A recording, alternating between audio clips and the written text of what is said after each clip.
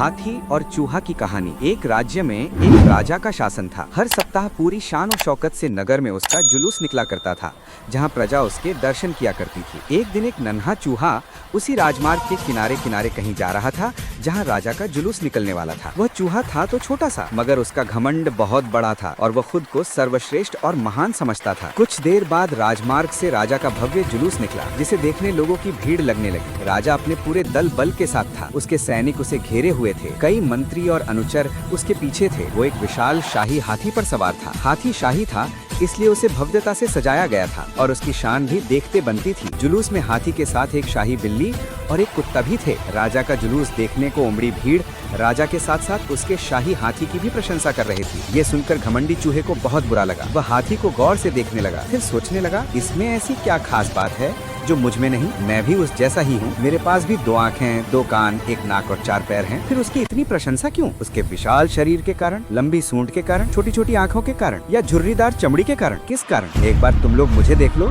उस हाथी को भूल जाओगे। मैं हाथी से ज्यादा महान हूँ। चूहा ये सब सोच ही रहा था कि शाही बिल्ली की नजर उस पर पड़ गई और उसकी लार टपक गई। जुलूस छोड़ वो उसकी ओर लपकी। फिर क्या था? चूहा अपनी सारी महानता भूलकर दुम दबाकर भागा। भागते भागते वो हाथी के सामने आ गया। आगे बढ़ते हाथी ने उस पिद्दी से चूहे को देखा तक नहीं और अपना विशाल पैर उठा लिया। चूहा उसके पैर के नीचे कुचलने ही वाला था, मगर किसी तरह उसने खुद को बचाया। वहाँ से बचा तो खतरनाक कुत्ता सामने था, जो उसे देखकर गुर्राया। चूहा पूरी जान लगाकर वहाँ से भागा और राजमार्ग के किनारे स्थित एक छेद में घुस गया। उसका सारा घमंड उतर चुका था। उसे समझ आ चुका था कि वो इतना भी श्रेष्ठ और महान नहीं। सीख: किसी से मात्र रूप रंग की समानता हमें महान नहीं बनाती, महान हमारे गुण और कार्य बनाते हैं।